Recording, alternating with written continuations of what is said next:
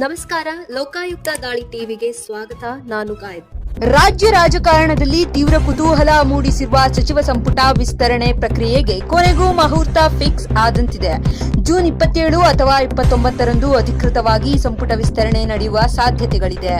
June 18ರಂದು ನಡೆಯಲಿರುವ ವಿಧಾನ ಪರಿಷತ್ ಚುನಾವಣೆ ಹಾಗೂ ಜೂನ್ 21ರಂದು ನಿಗದಿಯಾಗಿರುವ ಕೆಪಿಸಿಸಿ ಅಧ್ಯಕ್ಷರ ಪ್ರಮಾಣ ವಚನ ಕಾರ್ಯಕ್ರಮದ ಬೆನ್ನಲ್ಲೇ ಸಂಪುಟ ಕಸರತ್ತು ತೀವ್ರಗೊಳ್ಳಲಿದೆ. ಜೂನ್ 23ರಂದು ಮುಖ್ಯಮಂತ್ರಿ ಡಿಕೆ ಶಿವಕುಮಾರ್ ಹಾಗೂ ಮಾಜಿ ಮುಖ್ಯಮಂತ್ರಿ ಸಿದ್ದರಾಮಯ್ಯ ಅವರು ಜಂಟಿಯಾಗಿ ದೆಹಲಿಗೆ ತೆರಳಲಿದ್ದಾರೆ.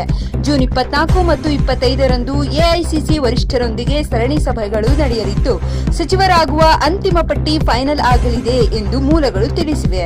ವಿಳಂಬವಾಗುತ್ತಿರುವ ಸಂಪುಟ ಪ್ರಕ್ರಿಯೆಗೆ ಸಂಪೂರ್ಣ ಮುಕ್ತಿ ನೀಡಲು ನಿರ್ಧರಿಸಿರುವ ಕಾಂಗ್ರೆಸ್ ಹೈಕಮಾಂಡ್ ಒಂದೇ ಸಲ 20 ಸಚಿವರನ್ನು ಸಂಪುಟಕ್ಕೆ ಸೇರ್ಪಡೆ ಮಾಡಿಕೊಳ್ಳಲು ಒಲವು ವ್ಯಕ್ತಪಡಿಸಿದೆ. ಇದರಲ್ಲಿ ಎಷ್ಟು ಹಳೆ ಮುಖಗಳಿಗೆ ಮತ್ತೆ ಮಣೆ ಸಿಗಲಿದೆ ಮತ್ತು ಎಷ್ಟು ಜನ ಹೊಸ ಮುಖಗಳಿಗೆ ಹೈಕಮಾಂಡ್ ಚಾನ್ಸ್ ನೀಡಲಿದೆ ಎಂಬುದು ಸದ್ಯದ ದೊಡ್ಡ ಯಕ್ಷ ಪ್ರಶ್ನೆಯಾಗಿದೆ.